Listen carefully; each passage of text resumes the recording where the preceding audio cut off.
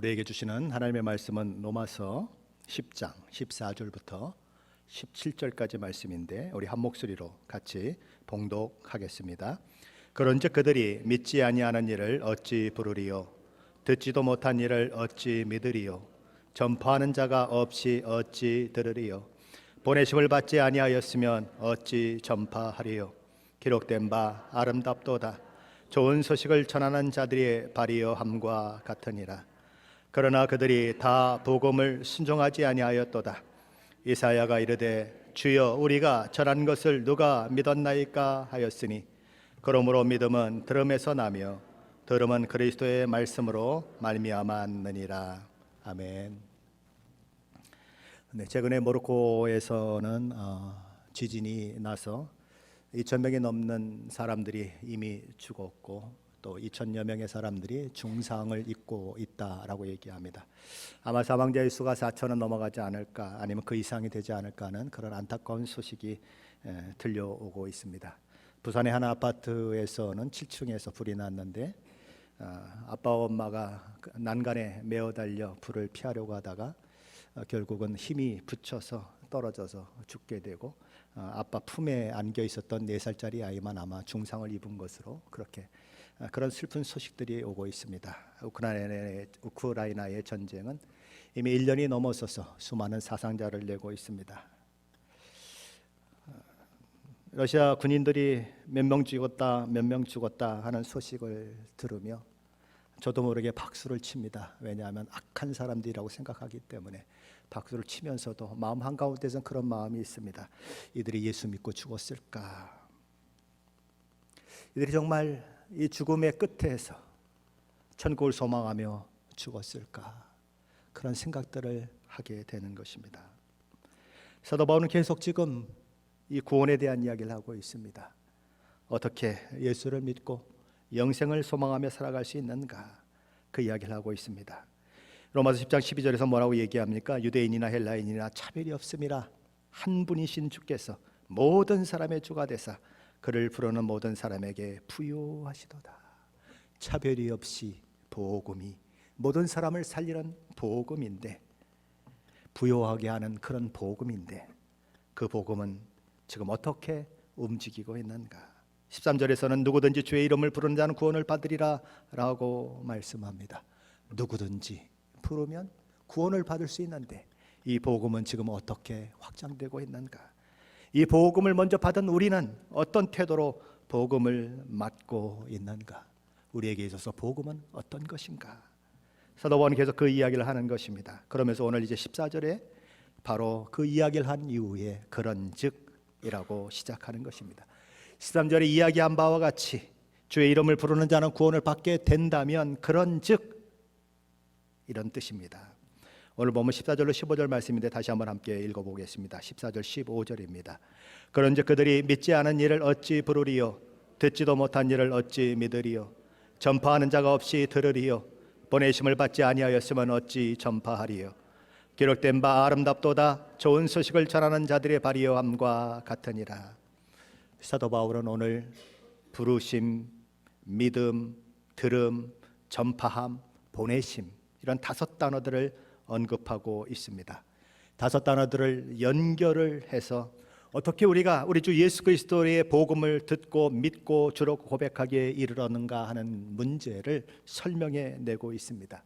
그것도 역순으로, 논리적으로 보면 제일 나중에 와야 할 것을 제일 앞에 두고 제일 앞에 와야 할 것을 제일 나중에 두고 그렇게 역순으로 이야기를 전개하고 있습니다. 이것을 본래 순서대로 바로잡는다면 이렇게 되어야 하겠죠. 주께서 보내신 자가 복음을 전파할 수 있고 복음을 전파하는 사람이 있어야 복음을 들을 수 있고 복음을 들어야 믿을 수 있고 그렇게 믿음을 가지고 있어야 우리 주 예수 그리스도를 주님이라고 부르는 일이 비로소 가능하게 된다라고 이야기해야 맞는데 사도 바울은 그 순서를 거꾸로 이야기하고 있다는 것입니다. 그럴 뿐만 아니라 더 나아가서 이런 일련의 과정들을 설명하면서 수사 의문문을 사용하여 이 일들을 진행하고 있습니다. 수사 의문문이 뭡니까? 답을 요구하지 않고 말하는 사람의 의견이나 감정을 강조하거나 상대방을 설득하거나 비난하려는 의도로 쓰는 의문문입니다. 예를 들면 이런 거죠. 너 아빠가 너에게 해준다고 약속했는데 안 해준 게 있어? 라고 아빠가 아들한테 얘기한다면 답은 뭐죠? 약속한 거 다 해주었다는 말이죠. 너 내가 거짓말하는 거 봤어? 라고 이야기하면 무슨 말이에요? 나 거짓말한 적 없다는 거죠. 그게 수사 의문문입니다. 사도 바울은 이 수사 의문문을 4가지나 사용합니다. 그런즉 그들이 믿지 아니하는 일을 어찌 부르리요? 듣지도 못한 일을 어찌 믿으리요? 전파하는 자가 없이 어찌 들으리요? 보내심을 받지 아니하였으면 어찌 전파하리요? 순서를 역순으로 할 뿐만 아니라 어찌라고 하는 말을 4번이나 반복하면서 그런 이야기를 이끌어가고 있다는 것입니다. 뭐 때문에 그럴까요? 자신이 이야기하는 이야기의 중요성을 드러내기 위해서 그런 것입니다. 하나하나의 과정이 근본적으로 너무 중요한 것이다, 꼭 필요한 것이다 라고 하는 것을 강조하기 위한 것입니다. 어떤 사람이 주의 이름을 부르는 그 일은 아무것도 없는데 그냥 일어나는 일이 아니다. 진공상태에서 일어나는 일이 아니다. 공백상태에서 일어나는 일이 아니다. 그 과정이 있다. 이런 일련의 과정을 통하여서 어떤 사람이 복음을 접하게 되고 복음을 믿는 일들이 일어나는 것이다 라고 얘기하는 것입니다. 그래서 사도 바울이 첫 번째로 말씀하는 것이 무엇입니까? 구원은 주님의 이름을 부르는 것에서 비롯된다. 그런즉 저희가 믿지 아니하는 일을 어찌 부르리요? 우리는 지난 시간에 주를 부른다고 하는 의미가 무엇인지에 대해서 살펴봤습니다. 주는 그리스도시요 살아계신 하나님의 아들이십니다 라고 하는 베드로의 그 고백을 기본으로 하는 그런 것이 바로 예수를 주라고 고백하는 고백이다라고 우리는 지난 시간에 함께 살펴봤죠. 자, 그런데 사도 바울은 두 번째로 뭐라고 얘기합니까? 성도가 주를 부르는 일은 어떻게 가능한가? 믿음이 있기 때문에 그것이 가능하다라는 것입니다. 믿음이 없으면 우리 주님을 주님이라고 부를 수 없다는 거죠. 그럼 믿음이 뭐냐 하는 것입니다. 존 파이버 목사님은 4가지로 이야기를 했습니다. 구원하는 믿음은 어떤 것인가? 첫째로 예수님을 주로 믿고 처음부터 그를 주로 부르게 하는 믿음이다 라고 얘기합니다. 자, 무슨 얘기냐 하면 나 예수를 믿었습니다. 그런데 처음에는 우리 주님이신 줄 잘 알지 못했는데 오랜 신앙생활 하다 보니까 신앙의 연륜이 깊다 보니까 우리 주님이 주님이시구나 그렇게 고백하게 되었다라고 할 수 없다는 거예요. 처음부터 믿을 때부터 주를 주님이라고 고백하는 일이 있어야 한다. 그것이 구원하는 믿음이라는 것입니다. 둘째로 구원하는 믿음은 사실을 있는 그대로 믿는 것이다 라고 말합니다. 믿음은 사실에 뿌리를 내린 것이다 라는 거죠. 예수님의 십자가의 죽으심, 예수님의 부활은 역사적인 사실입니다. 그걸 부정하는 사람 사실은 바보예요. 역사책에도 있고 모든 기록에 다 나와 있고 3대 성인 중에 하나라고 얘기하고 모든 세상 사람들도 다 인정하는데 예수가 없다? 이건 정말 바보예요. 그런 사람은 있을 수가 없는 것입니다. 예수님은 실제 역사 속에 있었던 분이에요. 예수님의 십자가의 죽으심, 예수님의 부활은 역사적인 사실입니다. 믿음은 그 사실에 뿌리를 내리고 있는 것이다 라는 거죠. 셋째로 구원하는 믿음은 뭐냐? 존 파이퍼 목사님이 이렇게 얘기합니다. 그렇게 역사적인 사실로만 믿는 것이 아니라 그 역사적인 사실을 나를 구원하심으로 하나님의 모든 구원의 약속이 내게 이루어지도록 하시기 위한 하나님의 사건이라고 하는 것을 마음으로 확신하는 것, 그것이 구원하는 믿음이다라고 얘기합니다. 야고보서 2장 19절에 보면 이런 말씀이 있어요. 잘하는도다 귀신들도 믿고 떠느니라. 귀신들도 믿고 떤다. 믿음이 도대체 뭐냐라고 하는 것입니다. 귀신들도 예수 그리스도를 보고 믿고 떨었습니다. 왜요? 그분이 하나님의 아들로 성육신하신 분임을 이 귀신들도 알고 있었기 때문이에요. 그분이 죽었다가 다시 살아나실 것을 그들은 알고 있었고 그들을, 사탄을, 그리고 귀신들을 무저갱에 불못에 넣어 던질 하나님이시라고 하는 사실을 그들이 너무나 잘 알고 있었기 때문에 그들은 예수 그리스도를 만나자 무섭게 떠는 것입니다. 그러기에 누가복음 8장에 보면 군대 귀신 들린 자의 몸에 들어가 있는 귀신이 있는데 예수님께서 그를 향하여 나와라 라고 명령을 하자 그가 이렇게 말합니다. 그 안에 들어있는 귀신이 얘기하는 거죠. 우리를 무저갱에 들어가지 말라 하시고 저 돼지떼에게 들어가게 하소서. 귀신이 예수 그리스도를 누군지 알아보았다는 것입니다. 그가 하나님의 아들인 줄도 알고, 그가 자신들을 마지막에 심판해서 불못에 던질 뿐인 줄도 알고, 그분이 성육신 하신 것도 알고, 다 알고 있다는 거예요. 그러나 그럼에도 불구하고 그들은 구원하는 믿음에 이르지 못한다는 것이죠. 아는 걸로 되지 않는다. 믿음은 예수 그리스도를 주라 고백하며 주님으로 고백하는 데까지 나아가야 한다는 것이죠. 단지 아는 것만으로 구원에 이르지 못한다는 것입니다. 넷째로 구원하는 믿음은 하나님께서 우리 주 예수 그리스도 안에서 우리에게 행하신 모든 일에 대한 신령한 감사가 포함되어 있어야 한다라고 존 파이퍼 목사님은 얘기합니다. 우리 주 예수 그리스도의 대속의 은혜로 구원받았다는 사실을 아는 자에게는 어떤 일이 일어나는가? 우리 주님을 귀히 여기는 마음이 생겨난다. 우리 주님께 뜨거운 감사를 드리는 마음을 가지지 않을 수 없는 상황이 만들어진다는 거예요. 사도 바울이 그랬지 않습니까?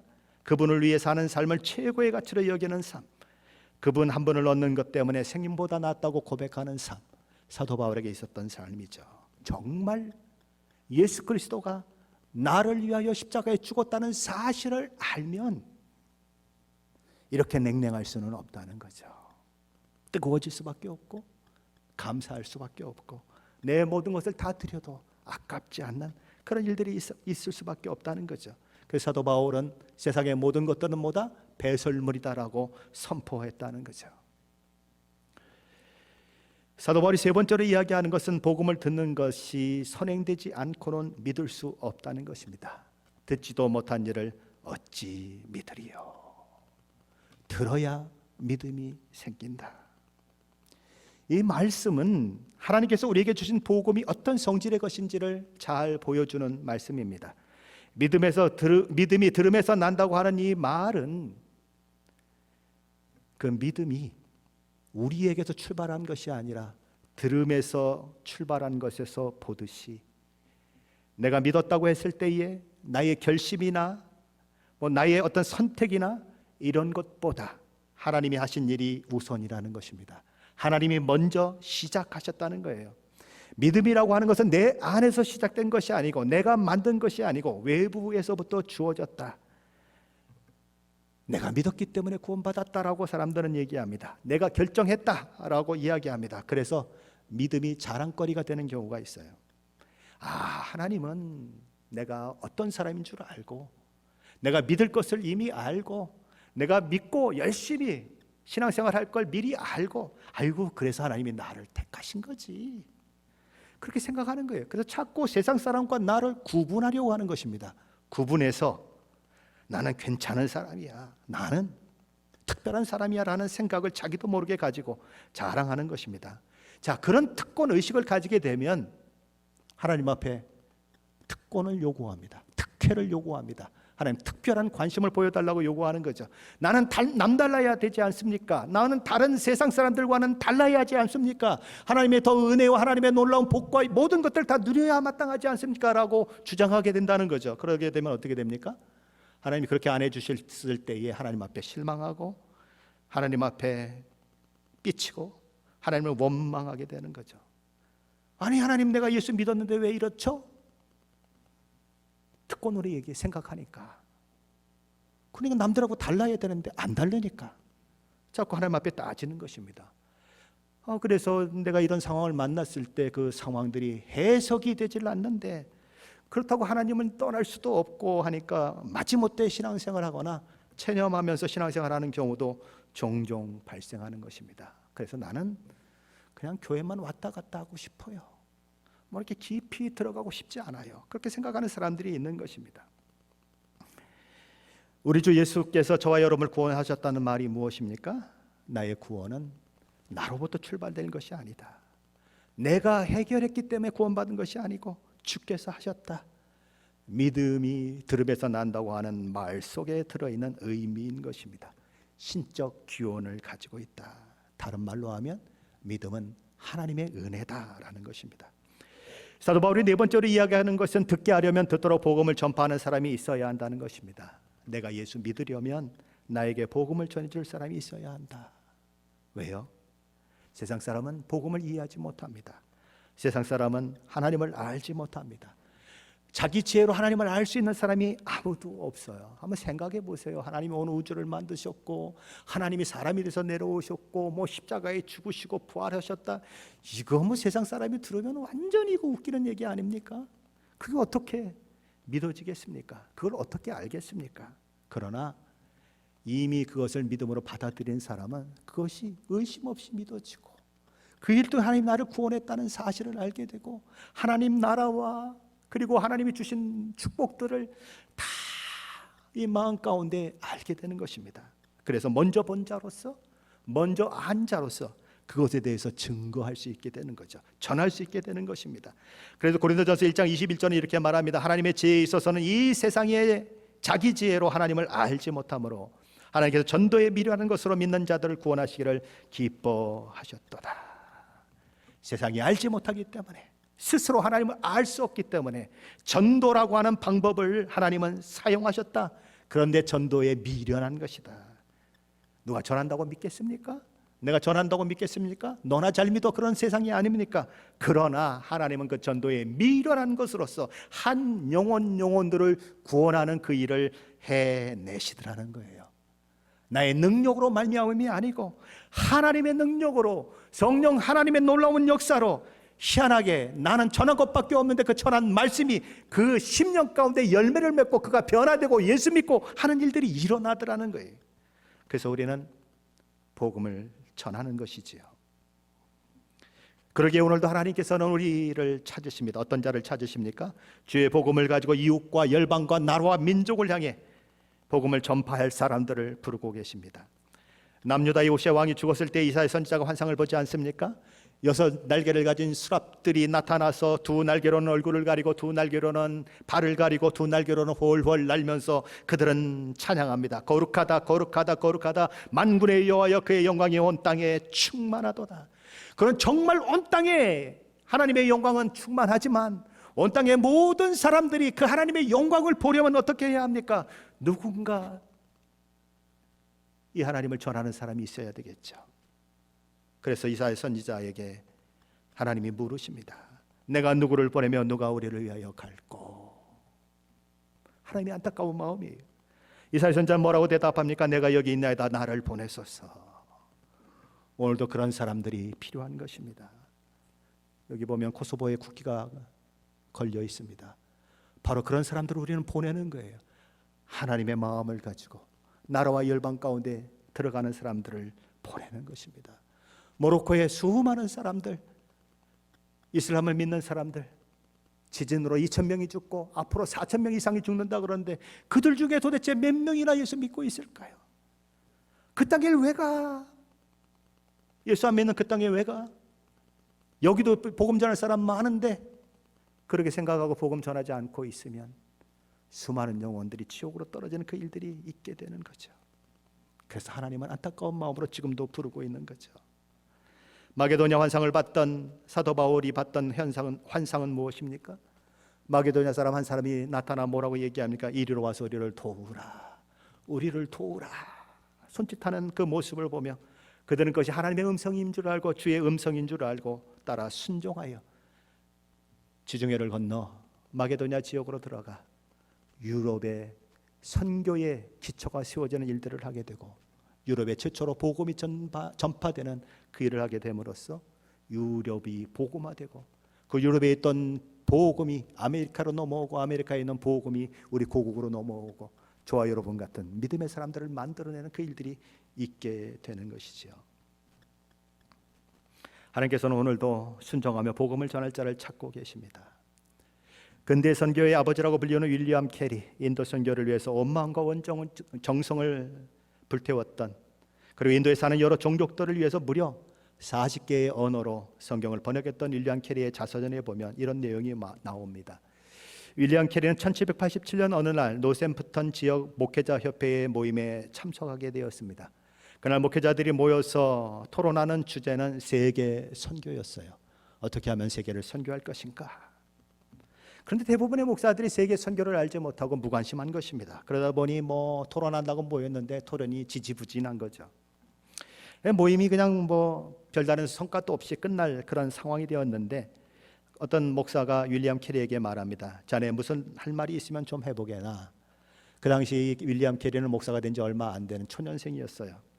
근데 윌리엄 목사가 일어나서 이렇게 얘기했습니다. 지금까지 여러분의 말씀 잘 들었습니다.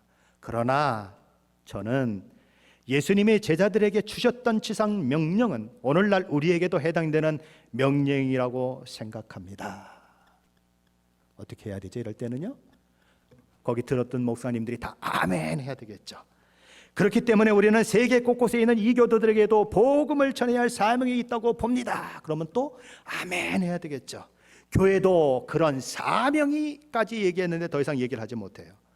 왜냐하면 자기로 얘기하게 만들었던 그 목사가 그 윌리엄 캐리를 손으로 가리키면서 흥분하다 소리쳤기 때문입니다.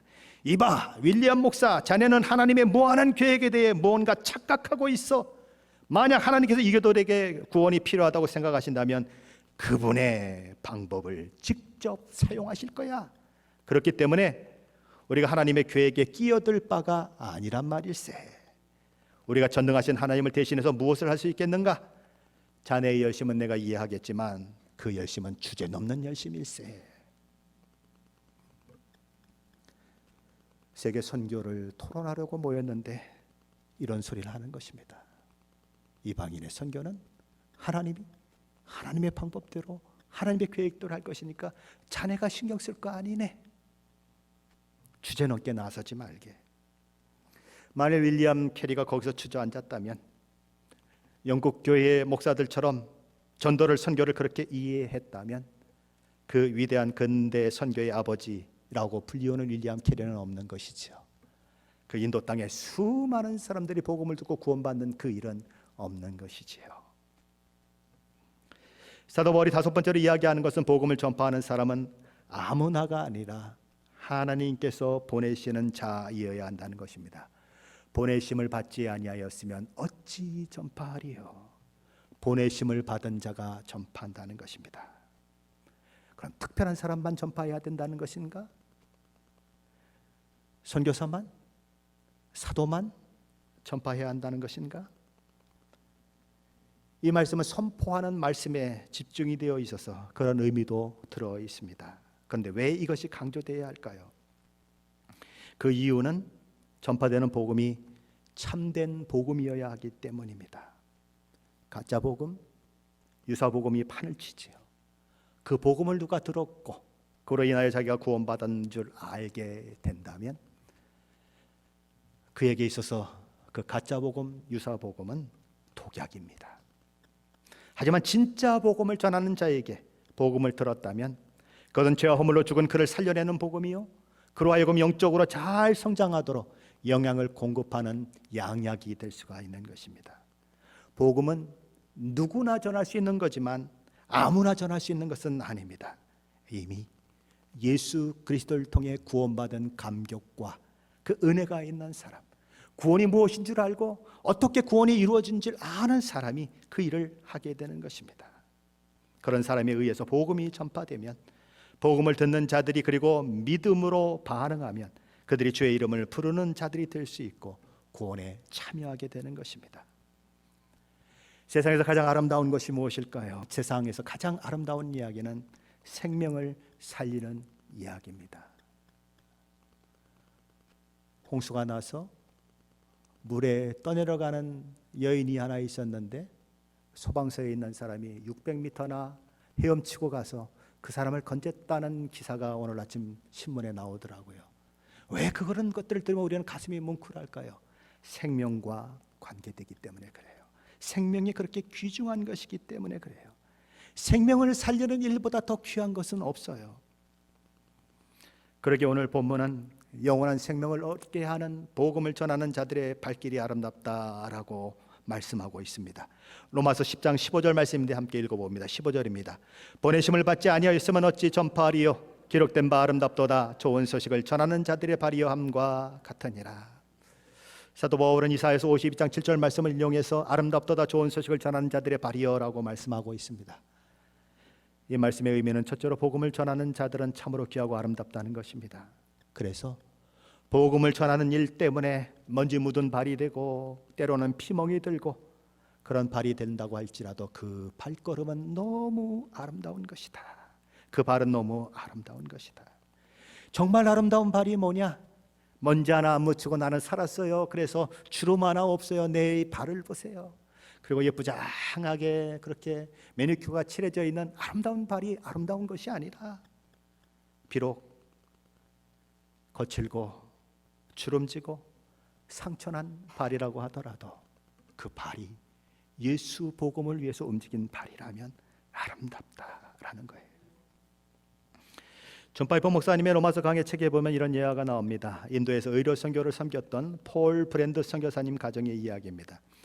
폴 선교사님은 인도에서 한센병 환자의 망가진 손과 발을 외과 수술로 교정하는 기법을 고안해서 발전시킴으로써 많은 한센병 환자들을 도왔던 그런 분입니다. 이분이 이 필립 얀 씨라고 하는 사람과 공동으로 2개의 책을 썼더라고요. 그래서 제가 지금 하나 이제 구입해서 읽으려고 좀 준비하고 있습니다. 필립 얀스가 고통의 문제에 대해서 얘기했는데, 이분의 영향을 받아서 고통의 문제를 얘기하는 거죠. 고통이 여러분에게는 굉장히 싫죠. 그러나 문둥병자를 생각하면 고통은 하나님의 축복이라는 것입니다. 그들은 고통을 알지 못하니까 불에다가 손을 집어넣어도 괜찮고, 열쇠를 여는데 일반 사람들은 도저히 못 열겠다 그러는데 열쇠를 열더래요. 어떻게 열어요? 뼈가 문지러지고 피가 그냥 솟아오르는데도 아픈 줄 모르니까 있는 힘을 다해서 연다는 거예요. 고통은 그래서 아름다운 것이고 하나님의 선물이다. 그래서 고통은 뭐라 그래요? 하나님의 음성을 듣게 하는 메가폰이다 라는 그런 얘기를 하는 것입니다. 자, 그렇게 폴 선교사님이 있는데, 폴 선교사님이 인도에 선교로 갔을 때에 어머니의 그때 연세가 70세였대요. 그래서 어머니에게 엄마 너무 무리하지 마시고요, 조심하세요 라고 그렇게 부탁을 드렸답니다. 그런데 이 어머니가 그 이야기를 듣자마자 그 집안에 있는 거울을 다 치워버리더래요. 거울을 그냥 하나도 안 남겨놓고 다 치워버린 거예요. 왜 그랬을까요? 자신의 늙은 모습을 보고 싶지 않았기 때문이죠. 망가져가는 모습을 보고 싶지 않았기 때문이에요. 뭐 때문에 망가져가는 것?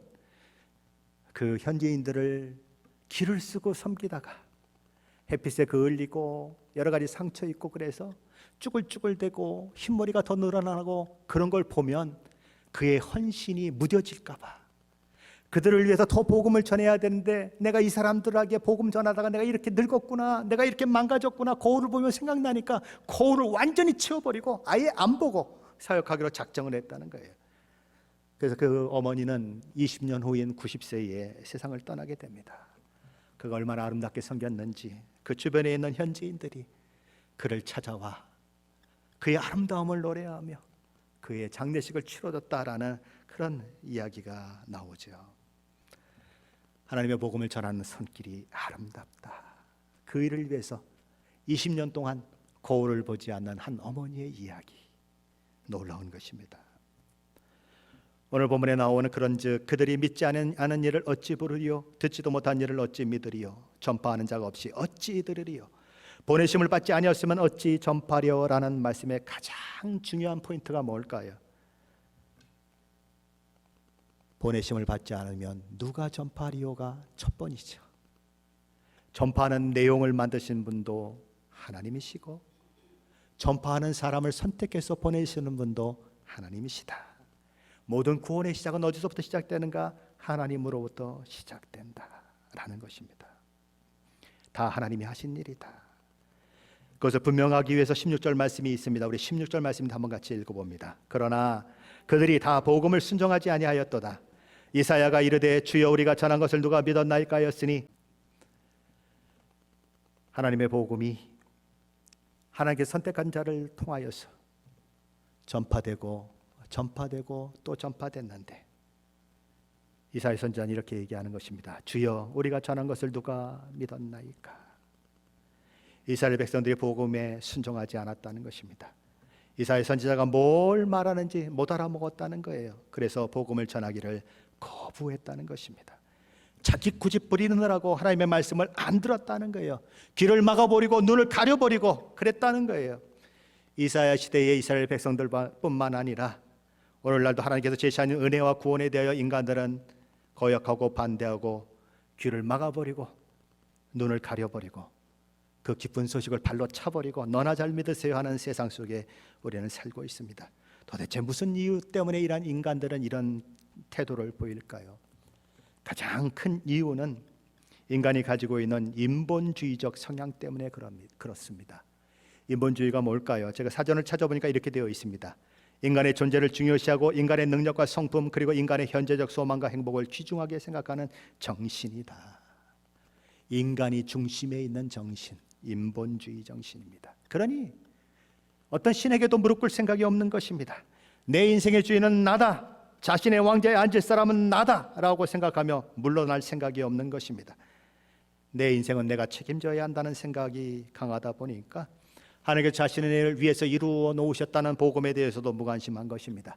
예수님이 십자가에서 돌아가시고 나를 위하여 십자가를 대신 지심으로 나의 죄를 용서했다는 이야기가 들려오지만 무관심한 것입니다. 그게 나하고 무슨 상관이 있느냐. 성경은 인간을 가리켜 소망이 없다고 얘기합니다. 그러나 나는 소망이 있다고 얘기합니다.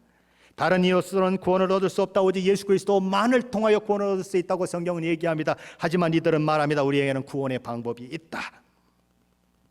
그러게 복된 소식이 들리지만 그럼에도 불구하고 격렬하게 복음에 대해서 적대적인 모습을 보이는 사람들이 나타나는 것입니다. 세상은 점점 인본주의로 갈 것입니다. 하나님을 배제하는 세상이 될 것입니다. 하나님을 두려워하지 않는 세상이 될 것입니다. 사도 바울은 바로 그런 이야기를 하고 있는 거죠. 그러나 이 말씀을 통해 사도 바울이 하고 싶은 이야기는 뭘까요? 모든 사람이 복음을 들었다고 해서 그 모든 사람이 복음을 믿는 것은 아니라는 것입니다.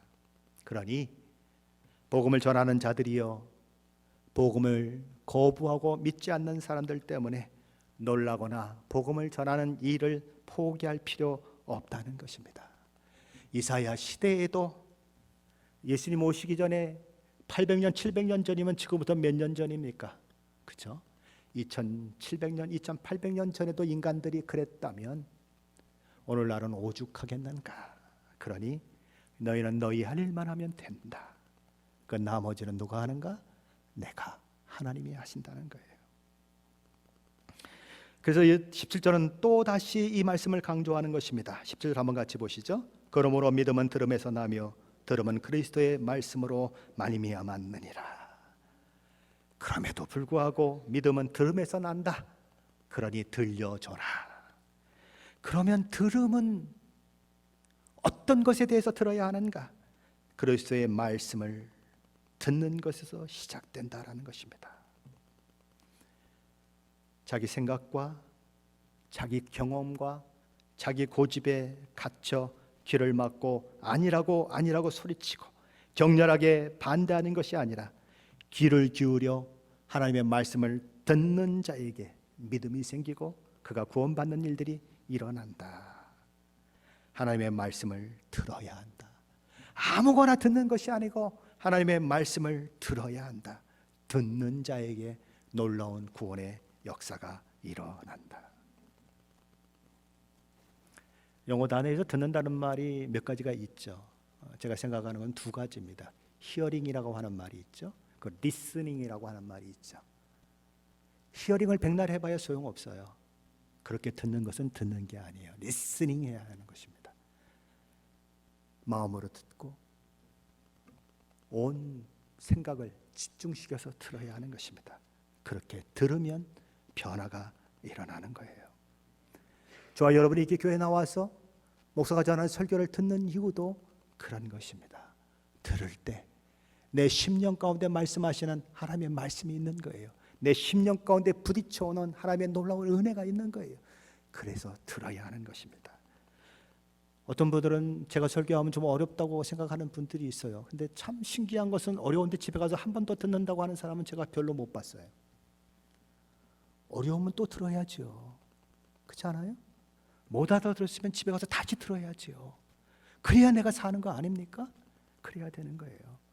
성경을 읽을 때도 듣는 마음으로 읽어야 해요. 그냥 줄줄줄줄 읽어내고 하는 것이 아니라 하나님이 오늘 내게 무엇을 말씀하시는가? 그게 묵상이에요. 맞습니까? 그게 묵상이에요. 하나님이 나에게 오늘 무엇을 말씀하시는가?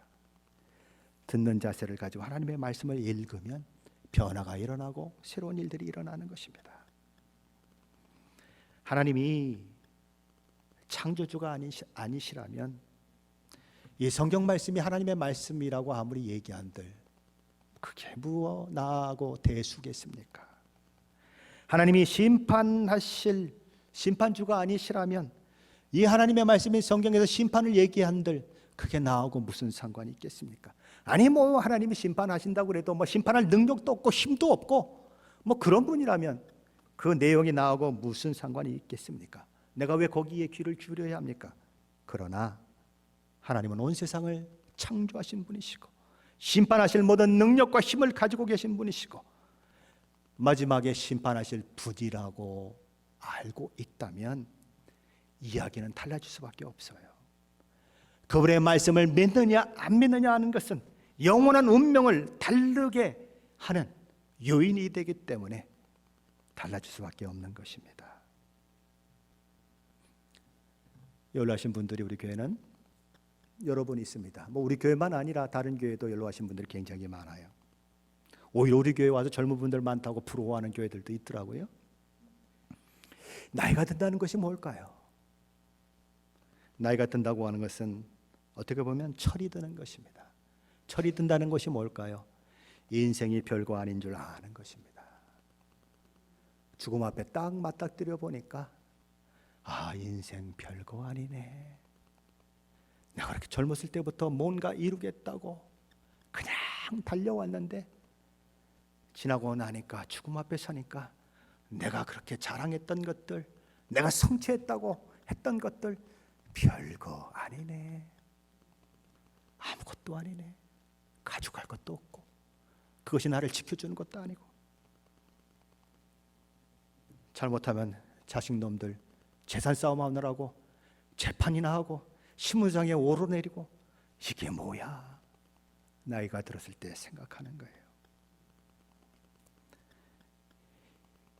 나이가 들면 인생에 답이 없다는 것을 깨닫게 됩니다. 죽음 앞에서만 어떤 성취도 어떤 자랑도 아무런 가치를 발휘하지 못합니다. 그게 죽음이에요. 그래서 나이가 들면 철이 드는 것입니다. 근데 예수 믿는 사람들 많이 그 죽음 앞에서도 당당한 거예요. 죽음 앞에서도 소망을 갖는 거예요. 왜요? 영생을 바라보기 때문입니다.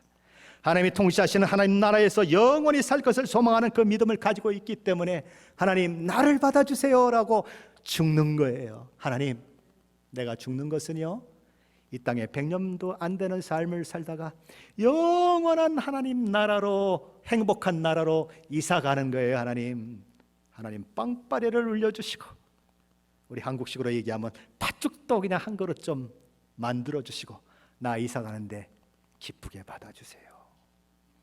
죽음을 향한 그리스도인의 고백인 거예요. 오늘 본문은 얘기합니다. 내가 전한 말씀을 누가 들었습니까? 우리의 부르심 가운데는 두 가지 부르심이 있습니다. 하나는 보편적 부르심이고 하나는 유효적 부르심이라고 그럽니다. 보편적 부르심은 구원에 초대되는 것입니다. 복음으로 초대되는 것입니다. 예수 믿어야 합니다. 예수 믿어야 구원받습니다. 예수께서 당신을 위해 십자가에서 당신의 죄를 지고 돌아가셨습니다. 초대하는 것입니다. 그러나 그 초대가 다 구원으로 연결되지는 않더라는 거예요. 구원에 초대되어 믿음으로 반응한 사람만이 구원에 이르게 되는데 그 구원에 이르게 하는 부르심을 가리켜서 유효적 부르심이라고 얘기하는 것입니다. 효과가 있는 부르심이었다. 구원하는 효과를 만들어냈다라는 거예요. 구원에 이르는 부르심, 이펙티브 콜링이다 이렇게 얘기합니다. 이 유효적 부르심을 가능케 하시는 분은 누구신가? 하나님이시라는 것입니다. 그 심령의 강팍한 마음을 변화시키시고 부드럽게 하셔서 예수 그리스도의 복음을 듣게 하시고 거듭나게 하시는 그 일들을 누가 하시는가? 하나님이 하신다는 거예요. 성령 하나님이 하신다는 것입니다. 그래서 하나님의 은혜로 그 예수 믿는 사람이 되고 나는 구원받은 사람입니다 라는 고백을 가지고 기쁨과 감사와 찬양을 하나님께 들리며 예배할 때마다 하나님이 나를 사랑하셨다고 하는 그 말을 들을 때마다 너무너무 감사한 거죠. 오늘 저와 여러분이 불렀던 생소한 찬양, 마지막 찬양 기억하십니까? 하나님께서 바다에 길을 내시고 어둠 가운데 빛을 그렇게 비추시는 분이시기 때문에 나는 그 사랑의 품에 안기어서 하나님의 언약을 늘 기억하며 길을 걸어간다. 너무너무 아름답지 않습니까? 바로 그것이 우리의 모습인 것입니다. 복음은 동화 속에 만들어진 이야기가 아닙니다. 이 복음은 피의 복음입니다. 십자가에 죽으신 우리 주님의 피가 묻어있는 피 묻은 복음입니다. 혹시 한국의 선교사들의 무덤인 양화진에 가보신 적이 있으십니까?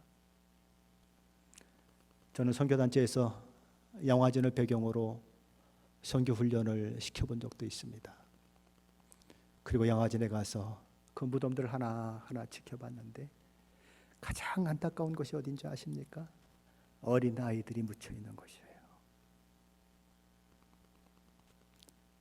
한국에 온 지 4개월 만에 죽은 아이들, 2년 만에 죽은 아이들. 도대체 무엇 때문에 그 한국 땅까지 왔을까요?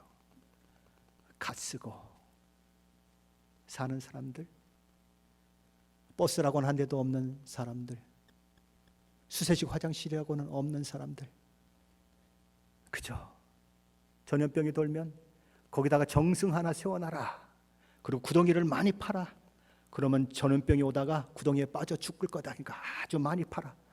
이런 시대에 살고 있던 조선 사람들, 그 조선 사람들을 이 미국의 지금과는 어마어마한 격차가 나는 문화적 차이를 가지고 있고 환경적 차이를 가지고 있는 그 땅에 뭐 하려고 선교사들이 왔을까요? 뭐 하려고 와서 자기도 죽고 어린아이도 죽고 자식이 먼저 죽는 그 아픔 때문에 밤새 가위 눌려가지고 힘들어하고, 선교사인데 복음을 전하러 왔는데 내가 왜 여기서 죽어야 합니까? 내가 왜 여기서 죽어야 합니까? 하나님이 원망스럽고 왜 그 일을 해야 했습니까? 피 묻은 복음만이, 예수 그리스도의 복음만이 한 영혼을 살리기 때문에 그래요. 내가 누구를 보내며 누가 나를 위하여 갈꼬, 그 목소리가 귓전에 들려올 때에 하나님께서 주신 은혜 때문에, 하나님께서 주신 그 복 때문에 거부할 수가 없었어. 예, 제가 갈게요. 예, 제가 갈게요. 잔 헤런이라고 하는 선교사님은 약혼한 사람이 하나 있었습니다. 그 약혼한 여인에게 나 조선 땅으로 선교하러 간다고 그랬더니 길이 날 때입니다. 당신 미쳤습니까? 아니 해필이면 그 미개한 조선으로, 아니 그 땅으로 가려고 합니까? 왜 거기에요? 다른 데 가죠. 그랬어요. 그런데 그는 조선에 들어오지요. 그리고 나중에 그 약혼녀도 조선에 들어옵니다. 그리고 젊은 나이에 죽어서 땅에 묻히게 되었는데 어디에 묻혀야 될 줄을 몰라서 고종황제가 하사한 땅이 어딘 줄 아십니까? 그것이 양화진이에요. 그 사람을 묻기 위해서 양화진이라고 하는 땅을 선사하고 그 사람이 거기 처음 묻히고 다음 사람 묻히고 다음 사람 묻혀서 그 양화진이 선교사들이 묻힌 무덤이 되고 있는 것입니다. 저와 여러분에게 온 복음은 거저 온 것이 아니에요. 예수 그리스도의 피값으로 되어진 복음이요, 수많은 사람들이 피를 흘렸고 자기 몸을 조선 땅에 묻었고 자기 자녀를 조선 땅에 묻어서 그 일들을 통해서 저와 여러분에게 전해진 복음이에요. 여러분이 이 복음을 듣고도 이 복음에 감격이 없다면, 여러분이 이 복음을 듣고도 감사가 없다면, 여러분이 이 복음을 듣고도 마음 가운데 믿음의 열정이 일어나지 않는다면 어쩌면 여러분은 아직 이 복음을 알지 못하는 거예요.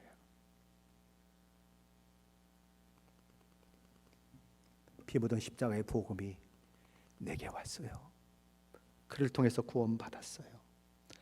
하나님은 그 구원의 복음이 열방과 나라와 민족과 사람들에게 전해지기를 원하세요.